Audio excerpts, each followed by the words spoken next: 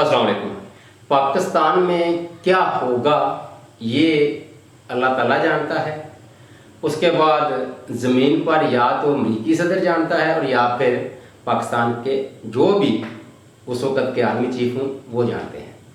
अब आते हैं कि जो इमरान खान साहब के हवाले से, उनकी रिहाई के हवाले से, उनके KP के खैबर पख्तूनख्वा के बजट के हवाले से 6 मुहैया हो रही थी, फिर पास भी हो गया। तो उस हवाले से इमरान खान साहब की जो मशीरा हैं हलीमा खान साहिबा, उन्होंने कहा है कि इमरान खान को इमरान खान माइनस हो गया है।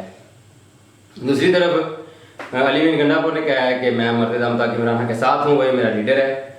अब जब इस तरह का माहौल बन जाए पार्टी के लिए, जिस तरह का पाकिस्तान तहरीक इंसाफ के लिए बना हुआ है, ये पहली दफ़ा पाकिस्तान तहरीक इंसाफ के लिए नहीं बना हुआ, ये पाकिस्तान पीपल्स पार्टी के लिए बना था, ये पाकिस्तान मुस्लिम लीग के लिए बना था, अब ये पाकिस्तान तहरीक इंसाफ के लिए है। तो उसमें क्या हो सकता है? ऐसे माहौल में इत्मीनान और एतबार की फ़िज़ा कायम रहनी चाहिए। बाकी अगर देखें अली अमीन गंडापुर इमरान खान को इस हवाले से भी वो कह सकते हैं कि मैं पस पर्दा कुछ या ख्वाहिशात हैं कि इमरान खान की बेहतरी के लिए कुछ हो जाए, रिहाई ना सही लेकिन कुछ सहूलियात के हवाले से बातचीत हो जाए। तो बंदा अपने तय कुछ सोचता है और ज़ाहिर है एक सूबे के चीफ मिनिस्टर भी हैं, आखिर इमरान खान साहब को उन पर एतमाद था तभी उनको बनाया है ना। तो बात का इंसान अपने तय, ऐसा नहीं कि खान साहब ने उनको कहा ऐसा करो, लेकिन अपने तय इंसान कोशिश करता है कि यार मेरा लीडर है तो मैं उस हवाले से कुछ मुस्बत पेशरफ्त अगर पस पर्दा हो सकती है तो मैं कर लूँ। ये जाए कि बंदा कहे कि नहीं अली अमीन गंडापुर ने इमरान खान को छोड़ दिया या उनके साथ गद्दारी की या बेवफाई कर रहे हैं, तो मेरा ख्याल है ऐसे जब इस तरह का माहौल हो तो वहाँ पार्टी के बाकी लोगों को और ख़ासकर आम आवाम को भी मुस्बत सोचना चाहिए। उस वक्त तक जिस वक्त तक पार्टी के सरबरा या उस जिस बंदे के हवाले से यानी इमरान खान साहब के हवाले से जो कुछ कर रहा है, जब तक खुद उनका कोई लाया सामने ना आए।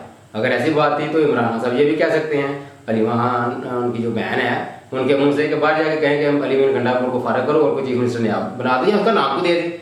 ऐसा तो नहीं हुआ ना।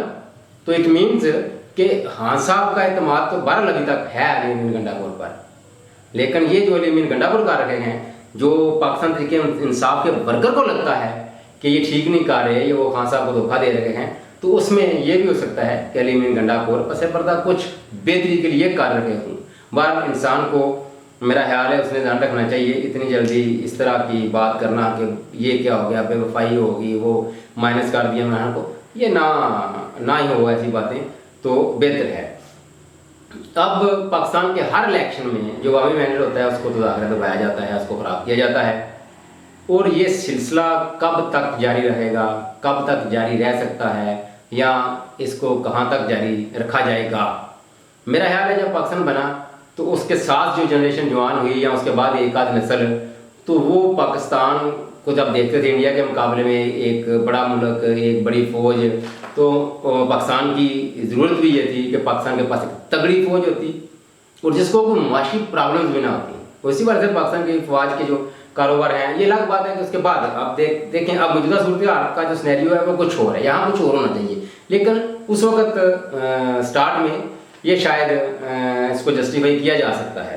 हाँ, अब मौजूदा दौर के मुताबिक पाकिस्तान की मिलिट्री इस्टेब्लिशमेंट को और सियासतदान को बैठकर कोई लायामल बना लेना चाहिए कि इस हद तक आप ठीक है, कोई बिजनेस, कोई कारोबार, जितना भी, ये सिर्फ पाकिस्तान की फौज नहीं करती, अमेरिका की फौज भी करती है और भी कई ममालिक उनकी फौज भी करती है। बस उसके लिए कोई आप बना लें, एक लायामल बना लें, कोई अगर नए कानून कोई आयन को बनाना पड़ता है, कोई तरमीम करनी पड़ती है, उस वाले से भी कर लें, लेकिन ऑन बोर्ड लेकर साहब को, तो इसमें कोई मज़ायका नहीं है। हाँ, ये पाकिस्तानी जो अवाम का जो मैंडेट है, इसको जो वो हर दफ़ा यानी 77 सालों से दबा के रखते हैं या अवाम की जो आवाज़ है उसको दबाते हैं और अपनी मर्ज़ी की हुकूमतें लेकर आते हैं, यहाँ मुकम्मल तौर पर फुल स्टॉप लगाना चाहिए। और ये सियासतदान लगा सकते हैं, एक मखसूस जो तबका है, मिलिट्री इस्टेब्लिशमेंट है, उसके साथ सारी मेन स्ट्रीम पार्टियाँ और ये छोटी पार्टियाँ वो भी बैठे इकट्ठी, सियासतदान आपस में पहले बैठे, एक लायामल बना लें, उसके बाद मिलिट्री इस्टेब्लिशमेंट के साथ बैठे, एक लायामल बना लें और اس میں یقینی طور پر کوئی نہ کوئی بہتری کا راستہ نکل آئے گا. کیوں؟ کیونکہ 2000 کے بعد جن کو یہ جین زی بولتے ہیں، جنریشن زی، یہ ایک اور مائنڈ سیٹ کے ساتھ پروان چڑھ رکھی ہے، آگے بڑھ رکھی ہے. اور یادگار ہے آج کے بچے ہی کل فوج میں جائیں گے، ان کا کیا مائنڈ سیٹ ہوگا. تو اس لحاظ سے کہ یکدم کوئی ایک بہت بڑا کوئی خرابی یا پیدا ہو تو بہتر ہے وہ کمپیٹیبلٹی پیدا کرتے کرتے آگے بڑھیں، تو یہ ایک بہترین طریقہ کار ہوگا. اچھا، آپ آتے ہیں کہ عمران خان صاحب جو ہمیشہ کہتے ہیں کہ میں پاکستان تحریک انصاف کو ایک انسٹیٹیوشن بناؤں گا، تو وہ ظاہر ہے باقی جماعتوں سے پھر ہٹ کر وہ مرسی صاحب اس میں نہیں ہے، نہ ہی خاندانوں اپنے خاندان کے لوگوں کو ہے ممبر پارلیمنٹ بنانا یا سینٹر میں لے کے آنا، یا وہ تو نہیں ہو سکتا. تو اسی لیے شاید خان صاحب نے اپنے خاندان سے یا اپنے عزیز و اقارب سے، اپنی بہنوں سے، نہ ممبر پارلیمنٹ نہ کوئی سینٹ میں. اور یہی بات اس کا کہتے بھی ہیں کچھ لوگ، اور خاص کر پاکستان تحریک انصاف کے ورکر بھی اس بات سے بات کرتے ہیں کہ آج شاید ان کے خاندان کے لوگ سینٹ میں ہوتے، پارلیمنٹ میں ہوتے، تو وہ اس سے زیادہ بہتر جدوجہد کر سکتے تھے. لیکن ظاہر ہے یہ پاکستان، یہ جناب عمران خان صاحب کے نظریے کے خلاف یہ بات ہے، تو انہوں نے وہ یہ نہیں کیا ہے. یہ تو اچھا ہے، لیکن اس کے لیے پھر عوام کو اپنے تئیں جو کوشش کرنی ہوتی ہے، جس کے لیے جس جدوجہد کی ضرورت ہوتی ہے ایک سیاسی جماعت میں، ایک سیاسی کارکن کو، وہ پھر عوام اس حد تک تیار ہو جائے. وہ پارلیمنٹ کے ممبران کو نہ دیکھے، وہ سینٹ کے ممبران کو نہ دیکھے، وہ خاندان کے لوگوں کو نہ دیکھے. عوام اپنے تئی ایک لیڈر کے ساتھ ایفریٹ اگر ہیں اتنا، تو پھر گھر بیٹھے صرف سوشل میڈیا پر کسی کو سپورٹ نہ کریں. وہ آن گراؤنڈ اس کی سپورٹ نظر بھی آنی چاہیے. یہ بات پیپلز پارٹی والوں کے لیے بھی ہے، مسلم لیگ والوں کے لیے ہے، اور پاکستان تحریک انصاف والوں کے لیے بھی ہے. کیوں؟ کیونکہ تینوں پہ 2 پیسے کا وقت گزر چکا، ایک پہ گزر رکھا ہے. تو عین موقع پہ کچھ لوگ آگے اس طرح کے ماحول میں کچھ لوگ آگے فائدہ بھی اٹھاتے ہیں، جو ابن الوقت لوگ ہوتے ہیں، اور وہی لوگ بنیادی طور پر پاکستان کی سیاست کو نقصان بھی پہنچاتے ہیں. اب دیکھیں اس جو سسٹم ہے موجودہ، اس طرح کے سسٹم سے جان چھڑانے کے لیے میں آپ کو 2 مثالیں دیتا ہوں، ایک ترکی کی، باقی یورپ کی. ترکی میں کیا ہوا ہے کہ وہاں ایگزیکٹلی پاکستان کی طرح ہی ہوتا تھا، کبھی فوج آ گئی، کبھی سیاستدان آ گئے، لڑائیاں جھگڑے چلتے تھے. لیکن پھر کیا ہوا، ایک دن وہاں فوج نے چڑھائی کی اور وہاں ٹینک ہوا کے لیٹ گئے. میں یہ طریقہ تو ناپسند کرتا ہوں. یہ اس عادت تک کسی بھی ملک کی ملٹری اسٹیبلشمنٹ کو نہیں جانا چاہیے. اور میں اپنے پاکستان کی بات کروں تو بالکل ہم اس نہج تک ہمیں جانا ہی نہیں چاہیے.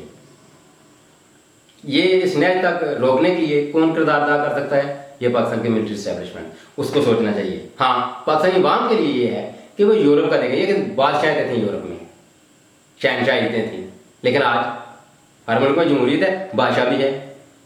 لیکن بادشاہ وہ جس طرح کہتے ہیں نا کہ کسی کے بارے میں بات کرنے وہ چھٹ یار وہ تو بادشاہ ہے، تو وہ اسی طرح کے بادشاہ رہ گئے ہیں. خالصتاً جمہوری عوامی حکومتیں ہیں وہاں.